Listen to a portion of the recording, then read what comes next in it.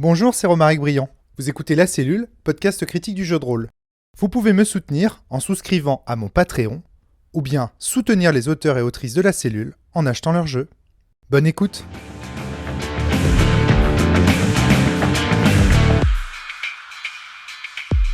Bonjour à tous et bienvenue sur le podcast quasi mensuel de La Cellule. Aujourd'hui avec Julien Botton, Julien Salapêche. Ça va. On rappelle que Julien est artiste peintre, qu'il est rôliste, tu participes notamment à l'association de jeux de rôle de Saint-Malo. On peut te retrouver sur des parties de jeux de rôle incroyables comme Pathfinder, tu nous l'as déclaré. Et quoi d'autre d'ailleurs? Tu joues à quoi d'autre, Julien? Alors moi je joue beaucoup à Vampire depuis 2 ans. On va en parler. Nous sommes également avec Pierre Rosier, ça va la pêche? Coucou, ça va. Ouais, ça va. Donc toi, pareil, MJ sur Paris en ce moment, étudiant. Et oui. Dans un sujet très intéressant d'ailleurs. Tu veux qu'on en parle de ton sujet? Du coréen, du chinois, des études chinoises et compagnie, c'est hyper passionnant. Et tu m'as ramené un super livre là-dessus. Ouais. Super cool. La philosophie, à la pensée chinoise. Et rôliste, expert notamment de mes propres créations. Hein. Tu joues beaucoup à Sens, à Trip to Sky, etc. Et puis tu nous as ramené récemment des jeux un peu plus tradis, c'était vraiment sympa. Et en ce moment à Vampire, en campagne. Et en ce moment, tu fais de la V5. Ah, d'accord. Tout est match, tout est propice. Les astres sont propices. Nous sommes également avec Yann, un petit nouveau. Ça va la pêche, Yann? Prends le micro. Oui, ça va. Alors toi, tu es joueur de Vampire The Eternal Struggle, mais pas uniquement, joueur de Magic aussi. Magic, jeux de société à l'occasion, un petit peu de jeux de rôle de temps en temps. En fait, l'idée c'est surtout de passer un bon moment avec les amis et de boire un coup. T'es sur quelle région, toi, en fait? Sur Saint-Malo aussi? Je suis entre Rennes et Saint-Malo, à mi-chemin dans la campagne entre les deux. Okay. Tu participes à des assos à Rennes ou non? Pas du tout, c'est vraiment entre amis, voilà. Ok. Et tu es venu avec Clément. Clément, salut, ça va la pêche? Salut. Alors toi, comment te présenter? Alors tu participes à des chaînes YouTube d'Actual Play sur Vampire. Tu fais des tournois de The Eternal Struggle, qui est le jeu qu'on va tester. J'en ai fait, sur Rennes. Alors raconte-moi tout ça. Alors raconte-moi ta vie un petit peu. Qui es-tu? Clément. Donc Clément, vous pouvez me connaître avec le pseudo Manche Caillou sur le Discord de la chaîne YouTube Bloodroll. D'accord. Comment de bout de rôle tu dis? Bloodroll. Bloodroll. Ah d'accord, ok. C'est une chaîne consacrée au jeu de rôle dans le monde des ténèbres, dans le WoD. Donc le WoD, tu dis le WoD. Le WoD. Ah pourquoi? Ça veut dire quoi? Pourquoi World of Darkness. Ah d'accord. Ça, c'est important, tu vas tous les petits trucs et tout, de bien préciser aux auditeurs, parce que tout le monde n'est pas expert comme Pardon. toi, n'est-ce pas? Ok, très bien. Donc, c'est une chaîne qui a commencé en 2019. Il y a déjà 2 saisons de Vampire qui sont éditées. Il y a une saison de Loup-Garou en JDR où je suis joueur. Ouais. Il y a aussi une mini-saison de Démons, The Fallen. Et il va y avoir très probablement d'autres licences du WoD qui vont arriver dans quelques temps. Et toi, Clément, t'es sur quelle région? Alors moi, je suis à Côte-d'Armor, à Dinan. Je suis artisan cuir dans la ville. Dans la rue du Gersoal. Dans la rue du Gersoal, c'est ça. Voilà, la fameuse rue qui descend. Ou qui monte. Ou qui monte, ça dépend. C'est plus qui descend. Ouais, d'accord, ok.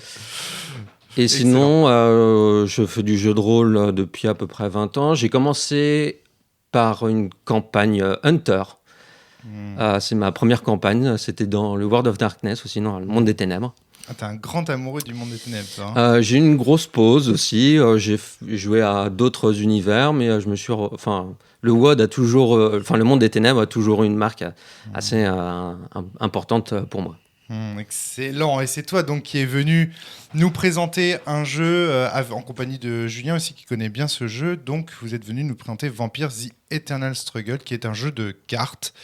Est-ce que Julien, Yann, Clément, vous voulez nous représenter juste un petit peu rapidement de quoi il s'agit, de quand date le jeu, qui est l'éditeur du jeu? Je ne sais rien sur ce jeu. Comment il est distribué, par exemple? Moi, j'ai pas vu ça chez Jouet Club, j'ai pas vu ça en boutique. Est-ce que vous pouvez un peu nous décrire un peu rapidement? C'est compliqué. Alors, raconte un petit peu. Alors, c'est un jeu de Richard Garfield, donc le créateur de de Magic. C'est un jeu de Richard Garfield? Oui. Ah mais non, mais j'étais pas du tout au courant. Je croyais que c'était un jeu qui était édité par... C'est le deuxième gros jeu de Richard Garfield. C'est sorti 1 an après Magic. Et c'est... Alors à la base, ça s'appelait Vampire Jihad. Et c'était édité par Wizard of the Coast. Ah bon? En 94. Mais alors attends, Voilà. je comprends pas. C'était publié par Wizard of the Coast, mais alors pourquoi ils n'ont pas eu le droit d'utiliser les symboles d'engagement et de dégagement des cartes? Pourquoi est-ce qu'on est obligé de dire Attends, parce pencher? que c'est pas fini. Parce Ah. que c'est pas que. À la base, c'est Wizard. Alors en 95, ça change de nom déjà, parce que Jihad, ça passe pas très bien. Ah non, ouais. Donc ça devient Vampire The Eternal Struggle. Et en fait, Wizard s'en occupe que jusqu'à 2000. Après, c'est White Wolf de 2000 à 2010. Qui reprend la licence. C'est ça. Et eux, ils vont être assez actifs. Ils sortent 18 éditions. Et après, ils laissent tomber le jeu. Il laisse tomber le jeu pour quelle raison? le jeu est mort. C'est pas- Enfin, c'est le pas jeu est rentable. mort, c'est pas vraiment vrai parce qu'il y a une communauté de joueurs en fait qui a continué à faire vivre le jeu, mais il n'y a plus d'éditeurs. En fait. Il n'y a plus d'édition officielle. Les joueurs vont faire des éditions PDF. Et en 2018, c'est Black Chantry qui rechoppe les droits et qui reprennent le.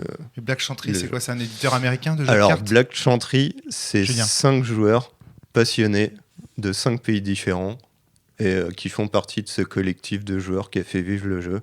Et c'est eux qui reprennent le truc, en fait. D'accord.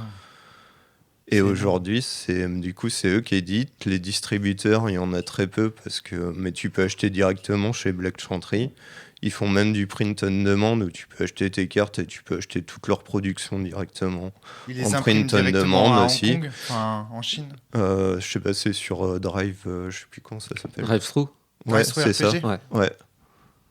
Voilà. Alors, où est-ce qu'ils impriment ça? Parce que des cartes comme ça, de cette qualité-là, ils doivent avoir un quartier. Je sais pas comment ils font, en fait. Je serais curieux de savoir. Bon. Ouais. Mais ok, distribution plutôt Alors, chaotique. Et aujourd'hui, pour- du et print on demand Pour pour un jeu. répondre à ta question, pourquoi c'est ça n'a ouf. pas marché, moi j'ai toujours entendu dire, et moi à l'époque, c'est pour ça que je m'y suis pas intéressé au jeu, mais le jeu a toujours été en anglais jusqu'à très récemment. Ah, d'accord. Et c'est Black Chantry qui a fait une version espagnole et une version française en 2019. Mais d'accord. jusqu'à 2019, c'est que en anglais, quoi. Ouais, donc ça touchait forcément qu'une niche de joueurs dans les capitales Ouais, c'était européennes. du joueur un peu élitiste. Après, il est vrai que la communauté, par contre, de joueurs a toujours tient ce jeu à cœur. Ouais. Ah oui. Il y a des Discord qui existent toujours où ils ont toujours organisé des tournois, des compétitions. Ouais. Donc même quand le jeu avait été arrêté d'être édité, il y avait toujours des tournois en fait qui existaient. La communauté est extrêmement soudée et donc du coup il y a de plus en plus de personnes, enfin plus en plus. C'est pas non plus des milliers des cents, mais il y a. Mais combien justement? Tu saurais évaluer à peu près? Tu dirais 1 millier de joueurs dans le monde, 2000, Non, 3000? beaucoup plus. D'accord. Justement, je sais pas. J'ai du mal à L'estimation, ce serait vraiment de la pure estimation 50 au 000? pifomètre. Franchement, je peux Ouais, pas tu te sais dire. pas. Ok. Ouais, Non, ok. Ouais. Mais beaucoup plus de. Tu vois, enfin, je sais pas. Beaucoup plus de 10 000. 10 000, on va dire. Non, ça se compte en millions, je pense. Ça se compte en D'accord. millions. Il y a une énorme communauté en Espagne, un peu dans toute l'Europe et beaucoup en Amérique latine aussi. Après, il faudrait savoir combien de joueurs jouent à Vampire, la Mascarade, Vampire Darkness, etc. Enfin, tu vois, et combien de gens connaissent l'univers de White Wolf, tu vois? C'est c'est énorme. Tu penses? C'est la je deuxième pense. licence la plus connue. Est-ce qu'il y a plus de gens qui jouent au jeu de rôle qu'au jeu de cartes? Tu vois, c'est des petites questions. Oui. comme ça que je me Ouais, fais. ça, je certainement. pense, Ouais, oui, quand bien, même. ouais, certainement. ouais. Ok. Parce que moi, j'ai connu des gens qui faisaient pas forcément du jeu de rôle Vampire et qui faisaient du jeu de cartes. La première fois que j'ai entendu parler de The Eternal Struggle, c'était par Rahan, qui était à l'époque, je crois qu'il avait déjà guidé Gameblog pour Ubisoft, et on avait fait un podcast ensemble, et juste après, il allait se faire une partie. Et Rahan, à ma connaissance, il jouait pas au jeu de rôle. Il faisait vraiment, par contre, il avait une petite communauté de joueurs de Eternal Struggle. Donc ça veut dire que le jeu est sans doute joué aussi par une communauté peut-être non rôliste, qui a déjà joué au jeu de rôle Vampire, mais qui n'y joue pas régulièrement, etc. Donc il doit être plus joué que... Attends, on sait pas. Voilà, on est à la louche, on parle un peu de nos expériences personnelles. Ouais, ok. En tout cas, voilà, un jeu avec une communauté active sur le net, ça c'est indéniable. Très bien. Et donc cette histoire de diffusion des cartes en print on demand, quelques petits distributeurs, des magasins spécialisés, j'imagine, qui vendent du jeu de rôle. Oui. Aussi, voilà. Ouais, il y Jeux en de a rôle et jeux de quelques-unes cartes, en ouais. France, quand même. Il y en a, tu saurais à peu près dire les Non, mais par contre, sur le site de Black Chantry, on peut voir tous leurs D'accord, distributeurs. Tu renvoies au site internet. Pour Clément. Paris, moi j'ai vu Troll de jeu. Ils en vendent. Et il y a l'œuf cube aussi, je crois. À une période, je me fournissais à l'œuf cube, moi, quand j'étais sur Paris. Voilà, le spécialiste du jeu de cartes à jouer et à collectionner, clairement. Après, probablement aussi le Temple du jeu à Rennes, les grosses boutiques qui vendent du jeu de rôle et du jeu de cartes. Je crois que j'en ai vu sur leur site, le Temple du jeu à Rennes. D'accord, ok. Excellent. Ok. Alors, les mécaniques du jeu, pour les résumer simplement, je vais m'y coller, parce que si je vous pose la question, le problème, c'est que vous allez partir peut-être dans les détails. Mais vous me complétez ou vous ajoutez des choses. Yann, Clément, si vous avez des choses à ajouter, n'hésitez pas. L'idée, c'est qu'on a 2 paquets de cartes. Un paquet de cartes d'action qui vont permettre de faire des choses sur le jeu, et un autre paquet de cartes qu'on appelle la crypte, qui est constitué de personnalités de vampires, de différents types de personnages. Donc c'est un peu comme si on avait une douzaine de cartes, je crois, de personnages en fait, et qu'on pouvait choisir le personnage, qu'on tirait au début de la partie les personnages qui vont aller sur le champ de bataille. Et en fait, on va investir. Vas-y, je t'en prie, vas-y, Clément. Juste comme ça, ce sont des personnages aussi qui existent dans le monde des ténèbres, par exemple. Très intéressant, ouais. Vous pouvez très bien jouer Théobel, Hardestadt, Lucita, Jean-Peter Zun. Les personnages emblématiques de l'univers du monde des ténèbres sont tous représentés. Voilà. Et évidemment, ils ont créé aussi des personnages simplement pour le jeu. Le jeu, ouais. Et alors, ce qu'il faut voir, c'est que chacun de ces personnages a des disciplines. Donc c'est vraiment des personnages de vampires, ils ont des disciplines. Les disciplines, c'est les mêmes que dans le jeu de rôle. Donc on a Augure, on a Valérène, ça c'est peut-être Temporis, je sais pas. Il y a toutes les bien niche. sûr. Okay. Toutes les disciplines qui existent, elles sont jouables. Donc là, je cite volontairement des disciplines un peu de niche. Mais voilà, il y a tout ce qui est présence, etc., etc. Et ce qui est très intéressant, c'est qu'ils ont également leur clan. Donc Toréador, Ventrue, voilà. Je les présente pas toutes. Il y a même les lignées, en fait, il y en a 39 en tout. Ah oui, 39 lignées. Alors, parce que tu as les anti-tribus aussi, et tu as toutes les lignées un peu spécifiques. Et il y a toutes les lignées, et il y a même aussi les abominations qui sont jouables. Ouais. Et tu as même une édition, c'est les chasseurs de vampires. Tu joues des humains. Alors, c'est des mécaniques c'est des mécaniques qui marchent à peu près pareil, mais qui sont un petit peu différentes. D'accord. Et excellent. Et tu joues pas de vampires du tout. C'est excellent. Et nous, en fait, on incarne un Mathusalem. Et alors, qu'est-ce que c'est les Mathusalem dans Vampire? Pour les gens qui débarqueraient vraiment dans l'univers de White Wolf, ce sont les grands vampires qui sont enterrés quelque part dans le monde, cachés dans des cryptes spéciales, entièrement protégés et barricadés par souvent des vampires de leur propre clan. Souvent. Et c'est pas toujours le cas. Il y a plein de secrets dans Vampire, donc voilà. Mais en tout cas, voilà, on dit qu'ils sommeillent dans les profondeurs de la Terre et qu'ils se livrent à une grande guerre, en fait, à travers leur descendance, à travers leur sang, à travers les jeunes vampires, ils se livrent à une grande bataille entre eux. Et c'est cette bataille, justement, qu'on appelle le djihad, en fait. Alors, je comprends qu'aujourd'hui, le terme pose question par rapport aux faits d'actualité, évidemment aux problématiques de terrorisme aux États-Unis comme en Europe, mais il faut savoir qu'à l'époque où ce jeu sort, il y a plein de fictions, je pense aussi à Dune qui utilise ce terme. Le djihad, en fait, c'est un mot un peu exotique pour parler d'une grande guerre idéologique entre différents types de À l'époque, il y avait même une carte de Magic à l'Assemblée qui s'appelait Djihad. Qui a été bannie depuis. Exactement, qui a été bannie pour raison, interdite pour raison de... racisme, je voilà, crois. quelque chose comme ça. Ouais. La croisade aussi a été interdite. Il y a pas mal de cartes comme ça qui ont été interdites pour les problématiques américaines d'intégration et des communautés, etc., et d'inclusivité, et puis de problématiques de racisme et compagnie. Et donc, du coup, toujours est-il que ce djihad, donc cette guerre que se livrent entre eux ces grands vampires, eh bien, c'est l'objet de ce jeu de cartes auquel on va jouer. Chaque joueur incarne non pas un magicien comme dans Magic, non pas une étoile comme dans le Val, mais un personnage, un Mathusalem, qui influence, en fait, et d'ailleurs, il y a même une phase de jeu qui s'appelle comme ça, qui influence les personnages qu'il va pouvoir intégrer. Et en fait, après, les cartes de l'autre paquet, donc les cartes qui ne sont pas des personnages, ce sont des cartes d'action qui vont être entreprises par ces personnages. Et à chaque fois qu'un personnage accomplit une action, on l'engage. Donc, ce qui fait que, d'abord, il faut invoquer ces personnages en utilisant sa ressource, qui est son influence, qui sert aussi de point de vie, ses points de sang. Et ensuite, on joue avec ces personnages. Alors, pour les gens qui connaissent un petit peu les créations dont on parle à la cellule, comme le Val et tout, ça ressemble beaucoup au Val, en fait, où on a les étoiles, ce seraient les Mathusalem, les personnages, ce sont les vampires qui émergent de la crypte, et les cartes, ce seraient les actions et les différentes ressources qu'on met autour. Alors, moi, je ne savais pas du tout, moi, j'avais jamais joué à Vampires The Eternal Struggle, mais il se trouve que, par hasard, en fait, il y a des... Et même, on retrouve dans le Val ce qu'on appelle une phase d'influence, donc ça, voilà. C'est un jeu que les auditeurs de la cellule connaissent bien. Donc ça permet d'avoir une référence. Mais dans Magic, ce serait pareil. Alors ce qui est compliqué dans Magic, c'est qu'on a le sorcier, puis directement les créatures qui s'attaquent, qui défendent. Là, on a une espèce de stade intermédiaire où les créatures sont elles-mêmes des petits sorciers qui ont des petits sorts, qui font des effets, etc. dans Eternal Struggle. Et ce qui est original dans ce jeu, c'est qu'il y a toute une dimension politique qui est amenée par le fameux système de la proie. Tu disais, Clément, raconte-moi ça. Alors, le système proie-prédateur. Alors, comment ça fonctionne ?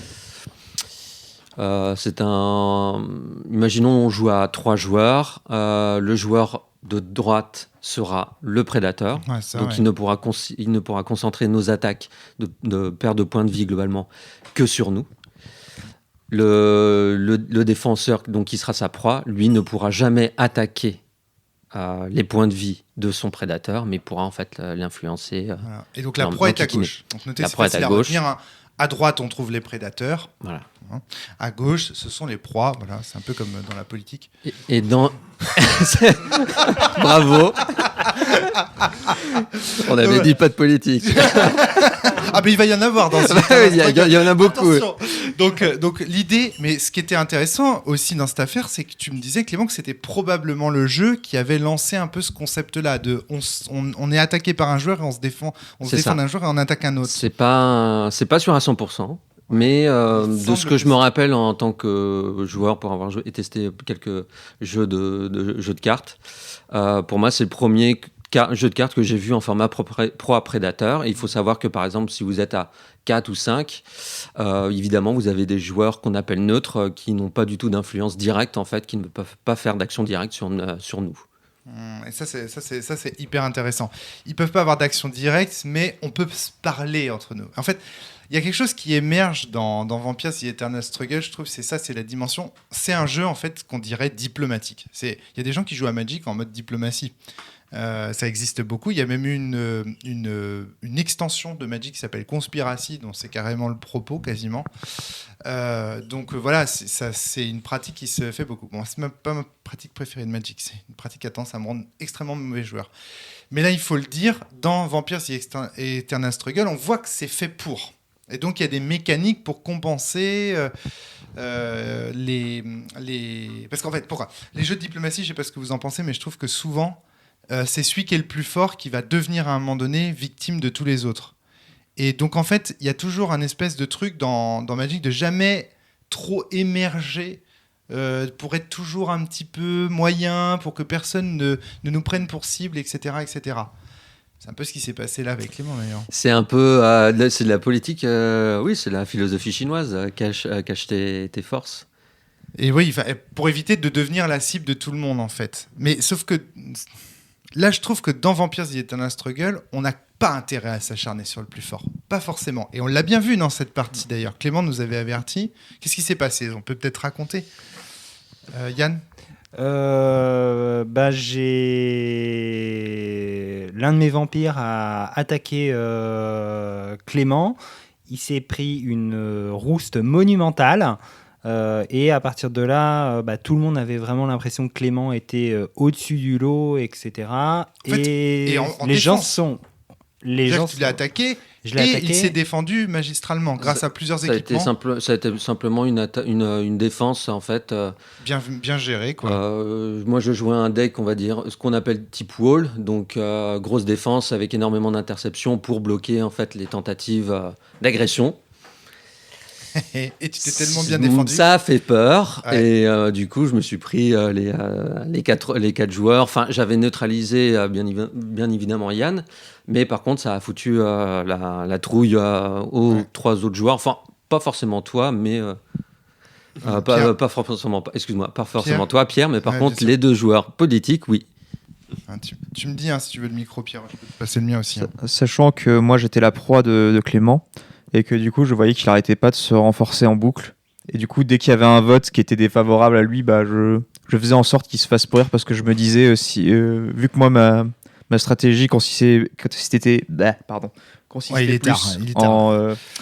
à nuire en fait indirectement à Romaric qui était ma proie à moi. Ouais. Je savais que j'avais pas trop de défense parce que moi j'ai joué à peu de vampires, du coup j'ai laissé un peu les autres s'acharner sur Clément. Et puis après, de fil en aiguille, je me disais, ça commence à se reprocher sur moi. Donc, Mais en fait, dès le départ, Clément a été très offensif. Il a immédiatement. Je crois que tu as été le premier à poser un vampire sur table avec un vampire à 3.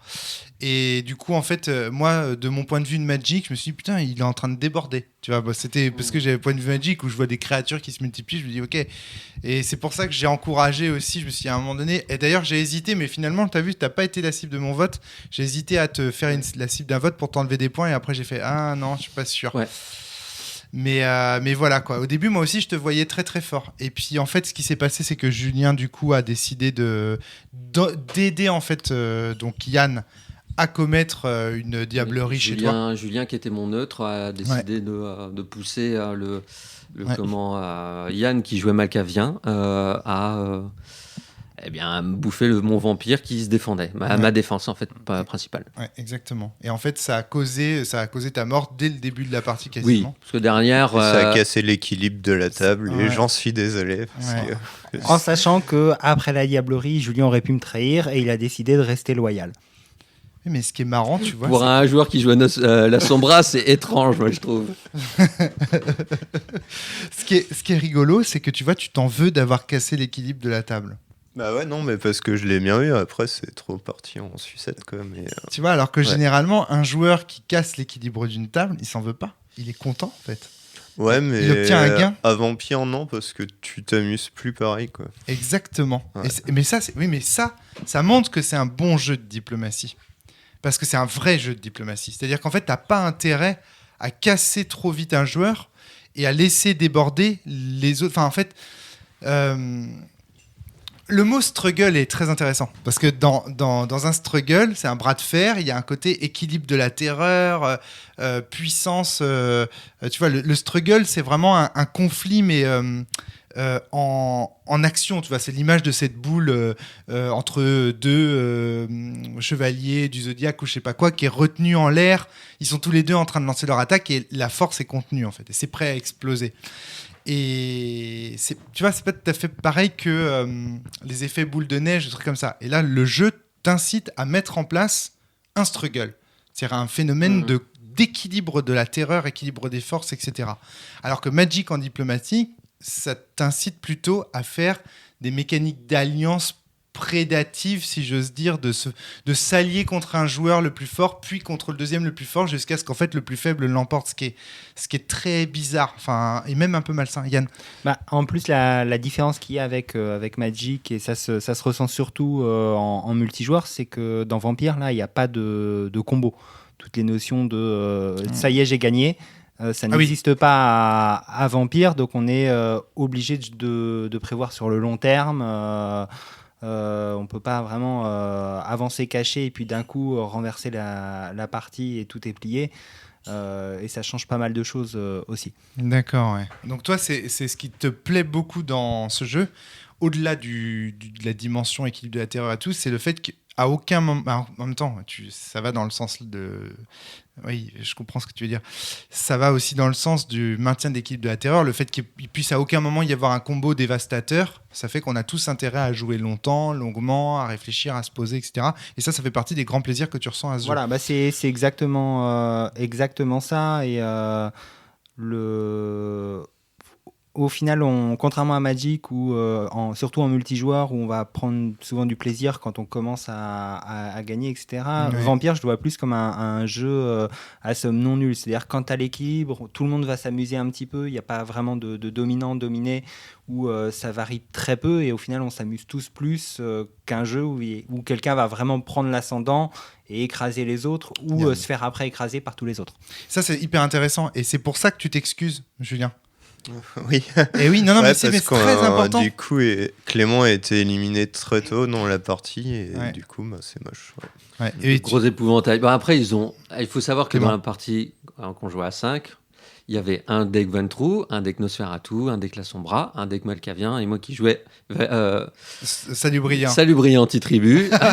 Après, on va dire que la chronologie. L'ordre des choses a été respecté. C'est vrai que dans l'histoire, les Salubriants et tribus, ils s'en prennent plein la tronche, clairement. Mais en même temps, c'est parce que leurs disciplines font peur. Ils sont Exactement. effrayants. Voilà, je sais pas, j'ai pas très bien vu ce que ça faisait Valérène sur le board là. J'ai pas. C'est ça qui te permettait de faire des dégâts aggravés et tout ça. Moi, je jouais 2 cartes en combat. Je faisais des dégâts aggravés, donc il mettait un vampire en torpeur, et derrière, l'attaque ne pouvait pas être esquivée en plus. Et à côté de ça, moi, j'avais des cartes pour encaisser les dégâts à mort. Mon but était quand même d'encaisser fort, de latter fort à un vampire, de le mettre en slip, et par contre, mais pas de pression forte au niveau de la perte de points de vie.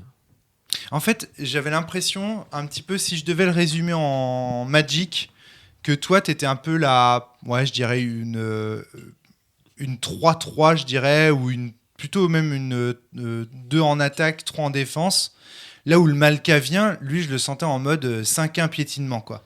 Il avait tout en attaque, il était tout basé sur le... Donc Yann, t'étais tout en attaque, tout exposé. En fait, à tous les tours, t'avais intérêt d'attaquer, de prendre un max de sang et tout.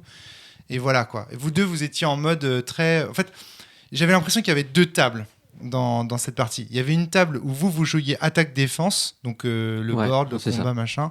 Et nous, on était vraiment plus avec Julien sur l'aspect politique du jeu. On avait beaucoup de gens qui étaient très haut placés dans le pouvoir, des princes, des cardinaux, etc. Et on se fritait, nous, plutôt sur les votes. Ça, faut expliquer. C'est quoi les votes, là ? Comment ça fonctionne, cette mécanique-là ? Qui veut... Julien ? Alors, en fait, les votes, c'est des actions où on va poser les termes, donc les cibles et ce qui va se passer. Mais avant que tout ça se résolve... Ouais, soit résolu. Ouais. Et ben, on va faire un référendum. Et c'est tous les vampires autour de la table en fait qui vont voter pour ou contre, et on va voir si on résout l'action ou pas. Ouais. Tu veux ajouter un élément ? Il y a l'abstention aussi qui est importante. Ouais. Oui, tout à fait. Très importante. Et donc, il y a cet élément-là. Alors, chaque carte est une action. Chaque action peut être bloquée, donc un peu comme un sort dans Magic qui pourrait être contrecarré par d'autres cartes, etc. Une fois que la carte est passée, c'est là qu'on donne les cibles pour le référendum. Donc, je vous donne un exemple de référendum. On va retirer 4 points de sang. Autour de cette table, il y a 4 points de sang qui vont dégager. Sur deux Mathusalem vont perdre une somme globale de 4 points de sang. Ça peut être 3 et 1, 2 et 2. Mais en tout cas, il va y avoir des pertes. Je joue mon truc. Là, vous décidez de bloquer ou pas, machin. Mettons que ça passe. À ce moment-là, je dis comment je compte distribuer. Et ça, c'est super intéressant parce que la manière dont je dis comment je distribue, ça va faire que je vais avoir des partisans ou pas.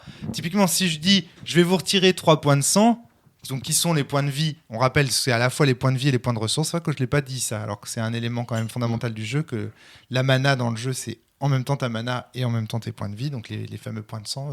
C'est pas des points de sang d'ailleurs, c'est des ressources de pouvoir. Points de réserve, ouais. Points de réserve, ouais. Parce qu'ils se transforment en points de sang quand ils sont sur les vampires, mais tant qu'ils sont sur le maître... En points d'influence. Attention à ton micro, on t'entend pas. Ils se transforment en points d'influence pour prendre le contrôle de vampires. Ouais. Et voilà. en fait, ils servent à plein de choses. Ils servent à plein de trucs. C'est des petits marqueurs rouges qui sont sur les cartes. Qui servent à jouer les cartes. Qui servent à jouer les cartes. Voilà. Et donc, évidemment, vous n'avez pas envie de perdre ces petsi points-là. Donc, si je dis à Clément, tu vas perdre 3 points. Évidemment, il n'a pas intérêt à faire en sorte que ces vampires, donc ces personnages, votent en faveur de la motion qui consiste à lui faire perdre 3 points. Par contre, si je vois qu'il a du pouvoir, qu'il a beaucoup d'influence, et donc ses votes comptent beaucoup, que les votes de ces personnages sont importants, bah, je vais avoir tendance à l'épargner et à aller dire non mais en fait c'est ton adversaire qui va perdre 2 points et puis le mien qui va perdre 2 points, ça te va, et puis on vote ensemble, tu vois. Et il y a tout un tas de magouilles comme ça, et moi j'avoue que ça me plaît beaucoup ça. Ah bah, c'est typiquement du jeu vampire. Ouais. Parfait. Mais- Magouille. Mais sauf qu'il y a la petite mécanique émergente que j'ai découvert dans le jeu, c'est que tu peux tout à fait mettre dans les votes des trucs qui s'y trouvent pas. Par exemple, à un moment donné, j'ai dit au Malkavien, je lui ai dit, bah écoute, moi je veux bien voter contre la motion qui te pénalise et donc pas faire passer le truc. Si et seulement si tu attaques telle carte au prochain tour. Et là, je trouve ça quand même génial parce que du coup, tu peux derrière un référendum potentiellement cacher des enjeux ludiques complètement Après, ce que tu différents. peux très bien faire aussi quand tu lances le vote, avant même qu'il soit bloqué, tu peux très bien dire comment tu vas cibler. Oh pardon, Et après, tu peux très bien dire ah bah bah non, non. en fait, tant tu le monde et puis voilà. ça c'est génial.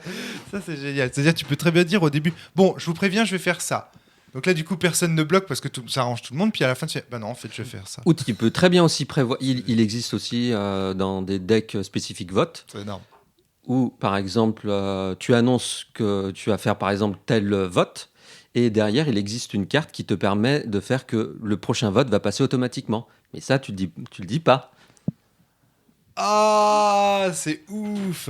Bah, comme la carte que j'avais qui faisait que plus il y avait de clivage dans le vote, plus les écarts entre le oui et le non Mhm. étaient importants, plus moi je gagnais des points derrière. C'est ça. Je peux avoir intérêt à du coup pipoter un référendum un peu pourri pour Très faire bien, du oui. clivage et tout. Et en fait, mais c'est génial et c'est tellement bon. Et Quoi. t'as même des cartes où tu dis ah ben non, finalement, il y a que les vampires du sabbat qui votent pour ce référendum. Et comme c'est un action modifier, tu joues ça après. Sympa. Oui. Ou là, bah, sous les yeux, Yann. un vampire qui dit que quand lui lance un référendum, bah, si d'autres vampires veulent voter contre, bah, ils doivent payer un point de sang, donc un point de vie.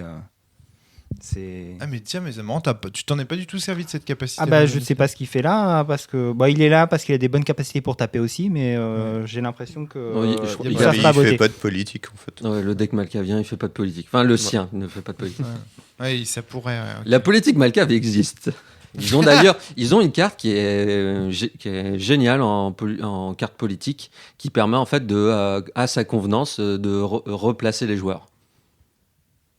Autour de la table. Oui.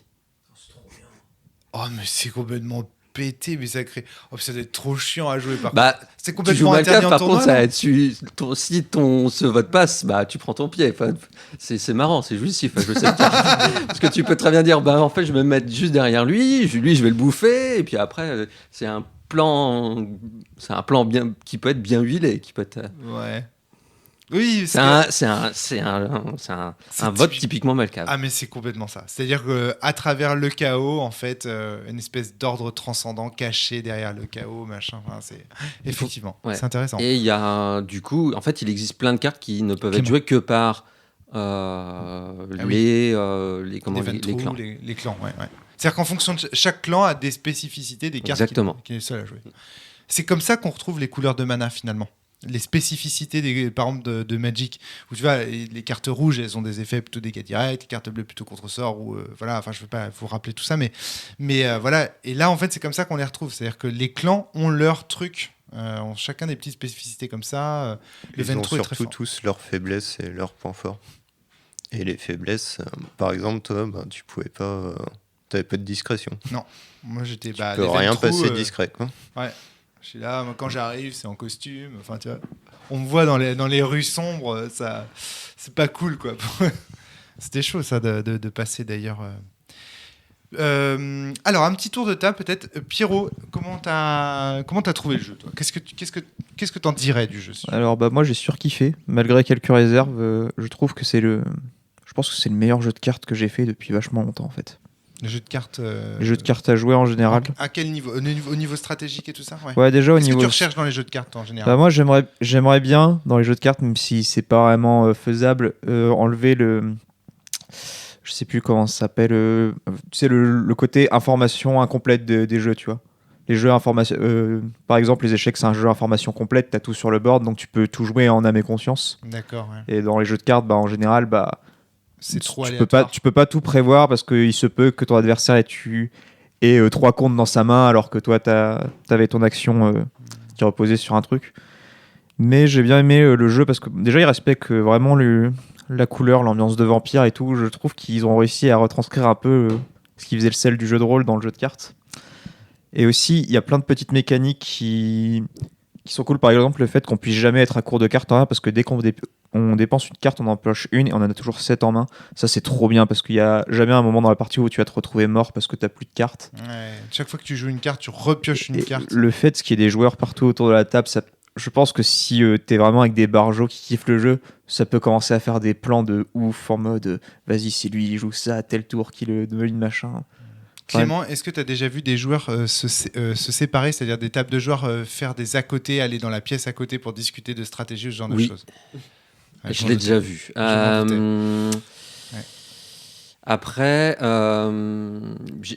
j'ai fait énormément de parties, toujours avec les mêmes joueurs. Moi, j'ai découvert le jeu en 2002 par mon maître du jeu, Hunter, qui m'avait fait découvrir ce jeu. Ouais. J'ai vraiment adoré aussi, pareil. J'avais vraiment adoré la thématique, où il n'y a pas de combo qui va complètement plier la partie et puis c'est terminé. Comme tu dis, exactement la même chose que toi, Pierre. Quand on joue une carte, on la recycle, on repioche derrière. Donc, on n'a pas vraiment de temps mort. Ouais. J'ai pas de toutes les parties que j'ai vues, j'ai jamais par contre vu de parties où par exemple il n'y avait que des decks de voteurs, purs voteurs, ou des decks purs agressifs, purs baston. Il y avait toujours en fait des decks toujours différents. Tu joues beaucoup à combien de joueurs en moyenne? Moi j'ai surtout joué à 4. J'ai énormément joué à 4. Tu me disais en préparation du podcast qu'on dit que ce serait 5 le nombre idéal. Éventuellement, ouais. C'est un jeu qui est réputé pour être idéalement à 5. À 5 parce qu'on a 2 neutres. De tout ce que j'ai pu voir, j'ai jamais tombé sur des tables où il y avait quasiment que des decks différents. Là, on n'avait que 2 decks vote qui s'annulaient, mine de rien. Ouais. Oui, bah un petit peu, ouais. Le deck que Pierre jouait, Nosferatu, basé sur animalisme. L'animalisme permet de faire c'est une discipline boîte à outils en fait, qui permet de faire un peu tout et n'importe quoi. Moi, c'est un jeu où il y a une énorme diversité. On peut très bien jouer, je sais pas, Ravnos, équipement, où on va éventuellement chourer les équipements des autres. Les decks assamites qui sont vraiment agressifs. Assassin, même à taper d'abord en premier aussi, dans les phases de combat. Donc il y a la variété de gameplay, tu dirais. Exactement, on peut très bien faire un deck La Sombra pur baston, alors qu'on peut faire un deck vote ou un deck basé à mort sur l'obténébration, enfin sur obténébration. Donc tu dis même au sein des clans, on peut faire des decks très différents en jouant le même clan. Tant qu'on n'a pas les mêmes vampires qui sont joués par les deux joueurs différents, c'est tout à fait possible. Ouais. Et puis on n'en a pas parlé, mais comme tu as des disciplines qui sont communes à plusieurs clans, bah, tu peux très bien mélanger aussi des clans. Tu n'es pas obligé de faire des decks monoclans. Du coup, tu as pléthore de possibilités. Pierrot? Et un dernier truc que j'avais ajouté sur le jeu, je trouve que c'est l'entre-deux parfait entre Magic et Yu-Gi-Oh! Parce que moi j'étais un joueur de Yu-Gi-Oh! À l'origine, mais ça m'avait cassé. Ce qui m'avait énervé dans le jeu, c'était que tous les decks étaient basés sur le principe il faut que tu sortes tel combo assez vite et tu gagnes. Et si ton adversaire peut pas counter, et c'est fini. Et moi, Magic, j'aimais pas parce que je trouvais que c'était un jeu un peu lent et un peu chiant, alors que Yu-Gi-Oh! C'était dynamique en mode tu balances tes cartes partout, tout le temps, de manière frénétique. Et là, il y avait le côté tu peux toujours jouer. Et le rythme, il est assez soutenu et en même temps, tu as le temps de te poser et réfléchir pendant qu'il y a un petit tour de table. Et ça, c'était vraiment le côté bien. Je trouvais que c'était le parfait entre deux en termes de rythme de partie, quoi. Yann, toi, ça fait combien de temps que tu joues à Eternal Struggle? Non, bah là, ça fait 3 parties que je fais. Et donc, même question, qu'est-ce qui te plaît dans le jeu? C'est vraiment un très bon jeu de cartes à collectionner, mais vraiment prévu pour le multijoueur, parce que c'est vrai que la plupart des autres jeux de cartes, c'est conçu pour du 1 contre 1, Et on bidouille pour faire du multijoueur derrière, mais ça reste du bidouillage. Je suis d'accord. Alors que là, c'est vraiment conçu pour se poser à 4-5 autour d'une table. Et ça se ressent dans les mécaniques de jeu, dans la manière dont ça se déroule, en sachant que moi, je ne connais pas du tout l'univers de Vampire. J'ai jamais fait une partie de jeu de rôle, j'ai jamais lu un seul bouquin. Donc vraiment, j'ai découvert le jeu de manière totalement neutre. J'avais pas un attrait particulier pour l'univers ni rien. Donc c'est le jeu en tant que tel qui a su te séduire. Les mécaniques, au-delà de l'univers. etc. Et là, même encore quand on me parle des clans et autres, pour moi, c'est du chinois. Bah, donc du coup, Pierre va pouvoir te comprendre. Julien, qu'est-ce qui t'a plu du coup dans Vampire, dans le jeu de cartes? Pourquoi t'as vendu tes cartes Magic et tu continues à jouer à Vampire? Explique-moi ça. Alors en fait, j'ai arrêté Magic parce que j'ai découvert Vampire. Et donc c'était pas du tout de ma faute. Alors, du coup, c'est grâce à Clément. Grâce à Clément, il n'est pas à cause. Ah, oui, il ne regrette rien, tu vois. Non, mais en vrai, quand j'ai commencé Magic au club de Dinan, les vieux joueurs jouaient à Vampire. Et moi, ce qui m'avait rebuté, c'est que c'était en anglais, quoi. Et avec du recul, je regrette parce que j'aurais bien aimé m'y mettre plus tôt, quoi. Mais bon, l'anglais, c'était il y a des âges où c'est rédhibitoire. Hein. Ouais. Moi, l'anglais au lycée, je vois, en plus, c'est assez compliqué, tu vois. Enfin, faut connaître les mots-clés, quoi. T'as des trucs... Oui. Enfin, je sais pas, il y a quand même beaucoup de mots-clés, quand même. Je suis désolé, moi, je vais peut-être un petit peu refroidir l'ambiance, mais il y a quand même des défauts dans Vampire The Eternal Struggle. Il y a pléthore de mots-clés. Il y a des phrases, parfois je demandais à Clément de me les répéter. Attends, répète-moi ça, quoi, tu vois. Il y avait 4 mots-clés dans la phrase. À un moment donné, tu dis oui, alors si j'ai Valérène et je fais des blessures aggravées, il y avait donc Valérène, blessure aggravée, je sais plus ce qu'il y avait, mais je t'avais demandé de répéter. Et tu vois, il y a un côté vraiment... la première fois que tu découvres le jeu, c'est compliqué. Si en plus il est en anglais... Pierre, Yann, je sais pas qui est... Pierre, Yann, vas-y. Mais ça, c'est un petit peu comme dans tous les jeux. Hein. Dans les jeux qu'on connaît plus, ces mots-clés-là, on les connaît par cœur et donc on les lit plus. Mais on prend une carte Magic et quand on va marquer vigilance, portée, piétinement... si on la montre à un néophyte, il va pas comprendre. Il est en PLS, et là, on était nous aussi pour une bonne partie de la table des néophytes, et donc c'était ces mots-clés-là, c'est les mots-clés qu'on va connaître sur d'autres jeux, mais qu'on connaît pas là. Voilà. Pierre. Heureusement, moi et Romaric, on a une stratégie infaillible. On a fait en sorte que Clément meure, comme ça il pouvait nous aider à lire nos cartes. Ouais, c'est exactement. Tout ça était bien pensé, réfléchi. Enfin, t'inquiète. Hein, non, moi, par contre, il y a un truc que j'ai jamais trop capté dans le jeu, mais en même temps, c'est parce que je suis claqué. Et vu que les dates de jeu étaient écrites trop petites pour moi, c'était le combat. Alors, je ne pigeais rien. Ça faisait partie des gros trucs sur lesquels je vais revenir avec vous. Le combat entre les vampires.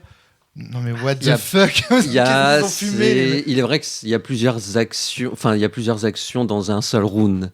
Il y a la phase qui détermine de préparation en fait du combat. Ouais. Ensuite, il y a la phase de détermination de la portée. Et après, il y a la phase de baston, enfin de latte. Après là, c'est pareil. Hein. Je pense que Yann, on peut dire la même chose de Magic. La phase de combat dans Magic, c'est foutraque. C'est autant incompréhensible. Le coup de la phase d'attaque. Alors, tu déclares ta phase d'attaque, tu déclares tes attaquants, alors les attaquants s'engagent. Puis ensuite, il y a une phase de déclaration des bloqueurs au cours de laquelle le bloqueur déclare ses bloqueurs. Puis ensuite, il y a une phase de résolution des dégâts. Et puis il y a tous les mots-clés, l'initiative et tout ce genre de trucs. Et puis la phase de fin de combat. Et puis, voilà. Nettoyage des blessures et machin, j'en passais des meilleurs. Donc en fait, c'est pas beaucoup plus clair non plus dans Magic. Enfin, voilà. C'est juste une question d'habitude, je pense. Ouais.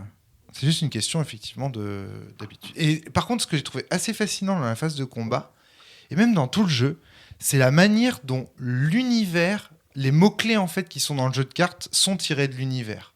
Si tu prends l'esquive, si tu prends, je sais plus ce que t'as, la mêlée, les armes, même les armes et tout, tous les mots-clés, en fait, du jeu, ils émergent pas ex nihilo.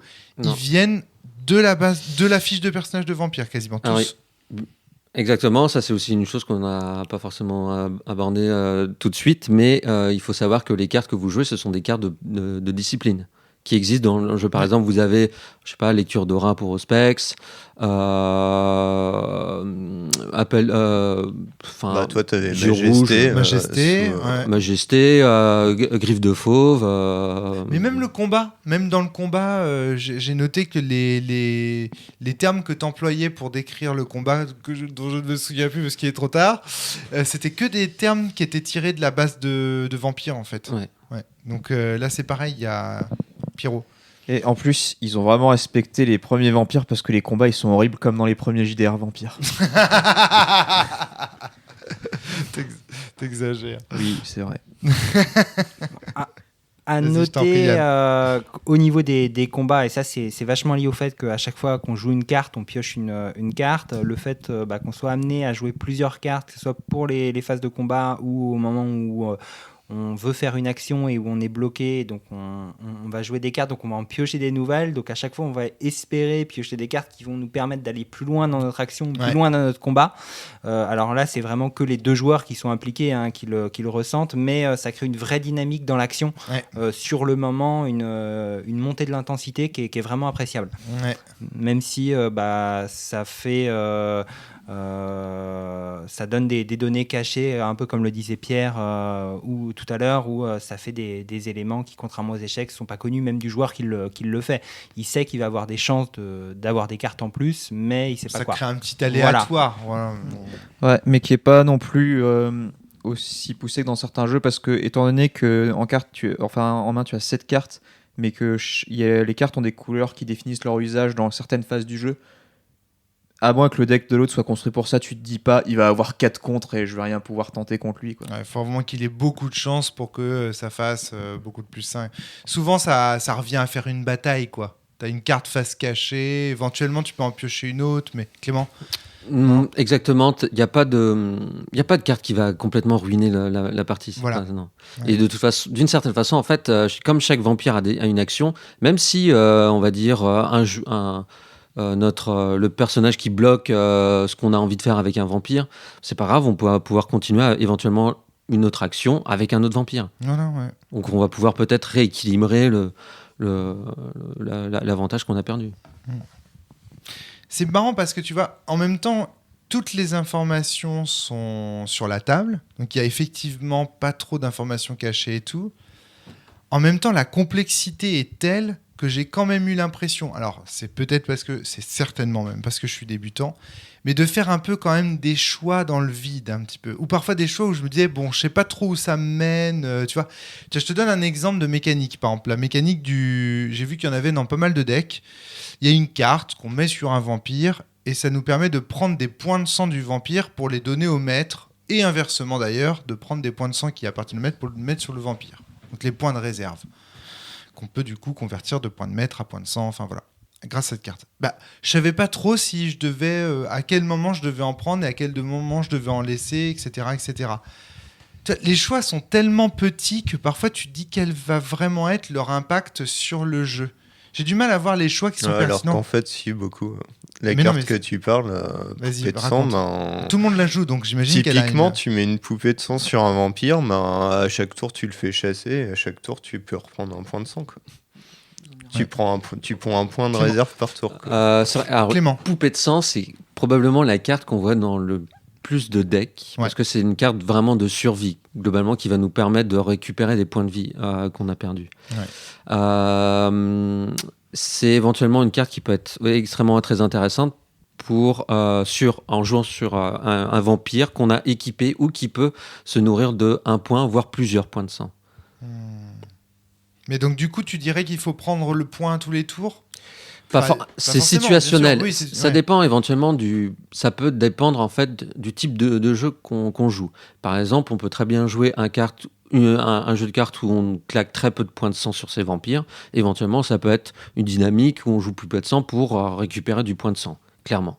Ou sinon, par contre, on peut très bien l'utiliser dans un jeu où on brûle énormément de sang sur ses vampires pour faire extrêmement mal. Ça dépend, c'est situationnel. Autre élément, j'ai du mal à évaluer la pertinence des cartes. C'est-à-dire que le jeu est tellement... tu voulais ajouter quelque chose peut-être, Pierre, avant que je reprenne ça je pense que cette notion de choix dans le vide que tu évoques était beaucoup dû au fait que tu jouais un deck qui, à mon avis, était très très compliqué. Parce que moi, avec mes Nosferatu, j'avais des choix plutôt clairs.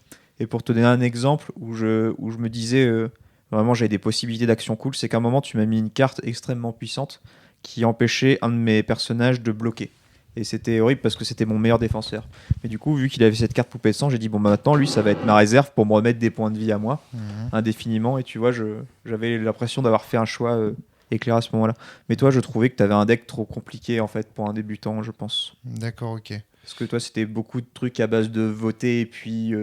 Il fallait prendre en considération beaucoup d'éléments. Ouais, c'est vrai et- que dans les votes, tu dois prendre, comme on l'a très bien dit, c'est aussi une très bonne mécanique, une très belle mécanique, mais qui te pousse à avoir une lecture du jeu qui est très très fine. Donc c'est déjà un jeu pour joueurs qui a une très bonne lecture du jeu, donc une bonne lecture des cartes, donc une bonne connaissance de la banque de cartes. Effectivement, t'as Et raison. puis moi, mon horizon de jeu, du coup, c'était plus d'apprendre et du coup, j'essayais vraiment de gérer entre ma proie et puis mon prédateur et je faisais pas trop gaffe au monde autour de moi. Tu vois. Moi, j'avoue que j'ai beaucoup appris en testant, quoi, en jouant des cartes un peu dans le vide, random. Tiens, je vais tester ce référendum là, on va voir comment ça va passer. Là, Clément m'expliquait une règle, et puis d'un coup, je fais ah, c'est cool, machin, je vais jouer comme ça. Enfin, tu vois, j'étais un peu. Et j'avais du mal à évaluer. Par exemple, il y a une phase dans laquelle on peut défausser une carte pour en repiocher une autre. J'avais du mal à évaluer la pertinence de la carte. Et d'autre part, moi j'ai trop l'habitude que les cartes, quand on les joue, c'est nous qui les jouons et pas les personnages qui jouent les cartes. Ça, c'est. J'ai eu, par exemple, il y a des moments où je pouvais jouer des cartes et où j'avais tout simplement engagé tous mes persos et j'avais oublié que c'était à eux de les jouer, tu vois. C'est Il ça. fallait engager un personnage, ça c'était Il faut chaud. engager son personnage pour pouvoir faire une action. Ouais. Par contre, de ce que j'ai pu remarquer dans quasiment toutes les parties que j'ai pu jouer, c'est le joueur qui joue le plus de cartes, donc qui pioche le plus, qui a le plus de cartes advantage et donc qui a le plus de chances de remporter la partie. Un joueur qui ne joue pas très peu ses cartes, c'est pas bon signe. Donc, d'où l'importance, toujours, même si on a des cartes qui sont intéressantes en main, de toujours avoir l'optique, ou surtout quand on est bloqué, on a la phase qui est extrêmement importante, mine de rien, qui est peut-être anodine, mais qui est extrêmement importante, c'est on a la possibilité en fait de défausser une carte pour pouvoir en piocher une autre.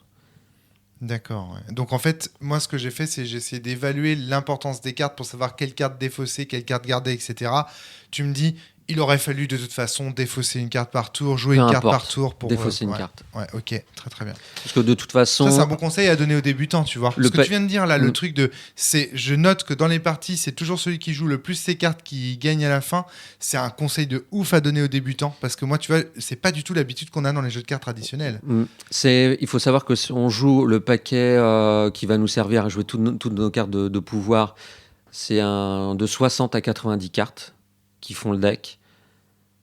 Pour toutes les parties que j'ai fait, j'en ai fait un paquet. J'ai jamais vu de partie où il y avait un mec qui avait Qui avait pioché plus de toute sa librairie. Ouais. Jamais vu. À part éventuellement si incroyable. mais c'est dans un deck spécifique. J'ai un deck qui meule, mais qui meule complètement le deck de l'adversaire. Mais c'est vraiment un deck ultra thématique. Et Quand t'as plus de cartes, même t'as quand on perdu pioche, non. Par contre, quand on a pioché toutes les cartes de nos decks, on n'a pas perdu. On peut plus jouer de Par cartes, contre, mais t'es à on est poil. toujours actif. Parce que tu peux plus piocher de cartes. Mais Faire d'action. Ouais. Tu Ah, joues c'est avec chaud, ce qui te À reste part- juste ta main, quoi. à part chasser à 1 et blider à 1, enfin mordre. c'est tout. Et diaboliser. Ouais, bien diabolisé, tu t'en es bien rappelé. Et après, j'imagine que si tu n'as plus de cartes dans ta bibliothèque, c'est que tu en as joué beaucoup et donc que tu as beaucoup d'avantages en jeu aussi. Et peut-être sur la table, t'es pas mal. Mais encore une fois, tu n'as jamais vu ce cas de figure quasiment. Donc, ok, mais c'est intéressant quand même. Dans la plupart des jeux de cartes, j'allais dire des jeux de rôle, dans la plupart des jeux de cartes, il y a cette idée que le joueur débutant, les cartes lui brûlent les doigts et qu'il a toujours envie de les jouer trop vite et pas au bon moment. Il y a une idée de tempo, de quand est-ce qu'on joue les cartes. Et donc c'est extrêmement intéressant comme conseil de dire aux joueurs, recyclez beaucoup vos cartes, aussi pour ça, parce que ça permet d'expliquer le fait que non, t'es pas là pour savoir le meilleur moment pour jouer ta carte. L'objectif, là, pour l'instant, pour toi, débutant, entre guillemets, c'est d'abord d'apprendre à jouer des cartes, un peu n'importe Ouais. comment, puis d'apprendre à jouer, en fait. Parce que de toute façon, Ah. si on ne joue pas les cartes, on se retrouve en situation d'étranglement. Exactement, ouais. Donc ça c'est un élément quand même qui est important à préciser pour les joueurs débutants pour cette raison-là. D'autre part, quand on n'a pas construit le deck, Parce que quand on est débutant, évidemment, on nous passe un deck, on nous explique rapidement Oui. la dynamique. Quand on n'a pas construit le deck, on n'a aucune idée des cartes qu'on joue. On ne sait pas ce qu'on peut piocher. On ne connaît pas son espérance de son potentiel. Donc on n'a pas l'idée du but du jeu. En plus, on n'a pas l'idée des cartes qu'on pourrait piocher éventuellement. Enfin, t'imagines la difficulté d'évaluation du truc, elle est ouf, quoi. Mais comme le disait Pierre, ça venait peut-être aussi du jeu Ventrou, je sais pas. C'est peut-être pas un jeu à donner aux débutants, quoi, Ventrou, hein. Ah, peut-être. Oui, parce que par contre, le deck Nosferatu que tu as eu, Pierre, il était vraiment. Pour le j'ai découvert aussi, il était franchement super bien, même pour un assez simple à jouer. Et pour Malcave aussi, j'ai trouvé que c'était peut-être un bon jeu pour débutants. Je sais En pas. même temps, c'est le meilleur clan de vampires, donc normal. Regarde, complètement partisan. Toi, tu as toujours joué le jeu malcavien, Yann. À quoi t'as joué? Avec quoi t'as joué? Alors, la fois précédente, donc j'avais joué, c'était les Nosferatu, mais c'était pas tout à fait le D'accord. même deck. Et la fois d'avant, je sais même plus ce que j'avais joué, ça remonte à trop longtemps. D'accord, ok. Ah oui, donc ça faisait longtemps que t'avais pas rejoué.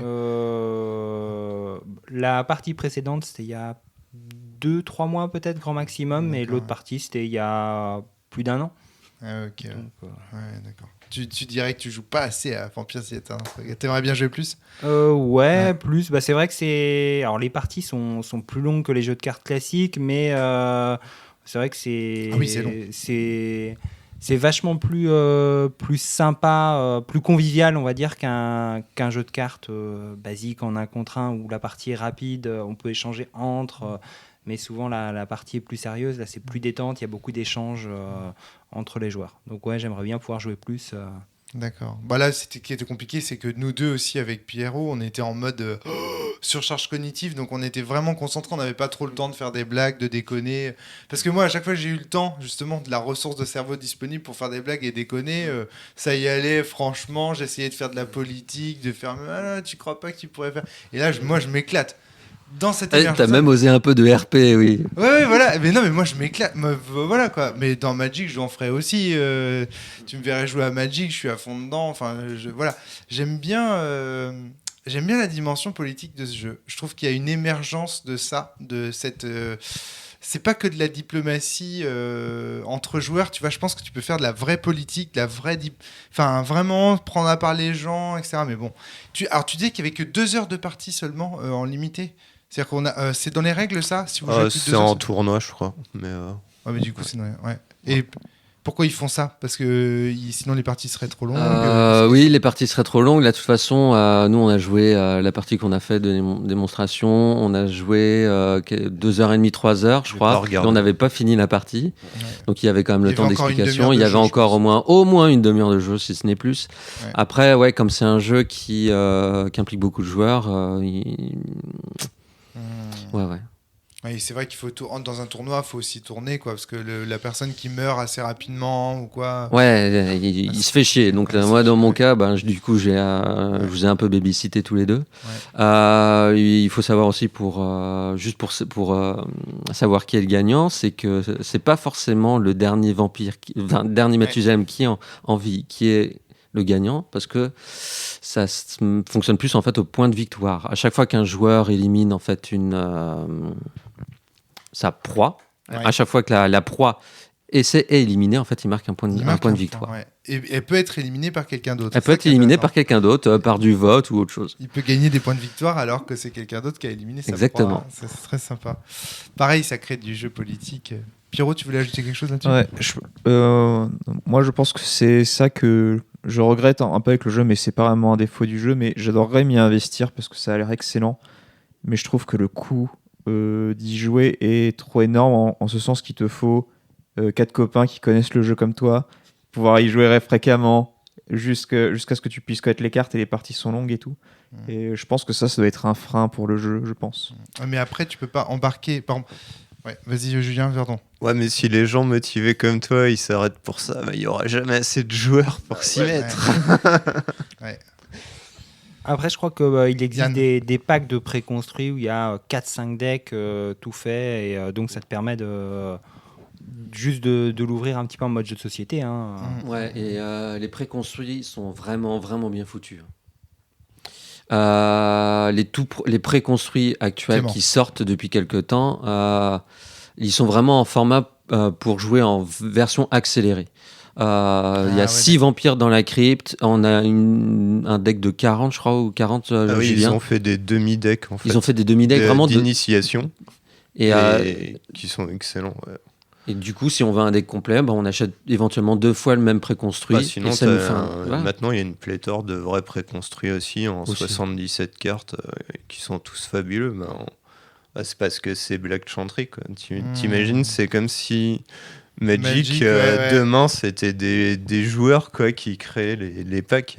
Ouais. Ce serait plus la même. Quoi. À l'époque où le jeu Clément. était édité par White Wolf ou même avant, par Wizard of the Coast, il faut savoir que le rythme d'édition était pas du tout comme Vampire. Il sortait une édition tous les 6 mois, voire moins. Donc on avait le temps d'acheter les cartes, de se faire ses decks.